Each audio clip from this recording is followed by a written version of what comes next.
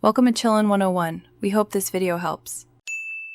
You start now, power the surface off and remove all accessories so nothing powers the board. Heat the display edge evenly to soften adhesive. You want pliable glue, not melted plastic. Once warm, use a suction cup and plastic pick to separate the screen. Work slowly, keep the pick shallow to avoid ribbon cables. Make sure to loosen the corner seams first, then slide picks around 2/3 of the perimeter, before lifting the panel partway to expose the display cables.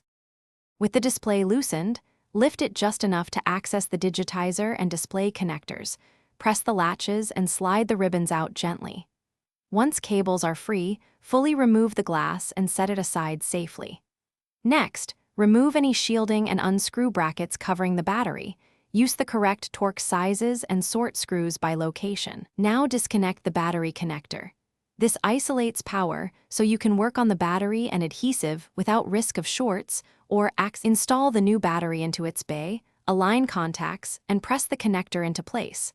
Once done, reattach any shields and retainers with their original screws. Reconnect the display ribbon temporarily and power on to verify the system boots and recognizes the battery. If it does, power off and clean mating surfaces, apply new adhesive strips, and reseat the glass with even pressure. Finally, charge to full and calibrate with one full discharge and recharge to ensure accurate reporting. Thanks for watching. Consider subscribing if we helped you.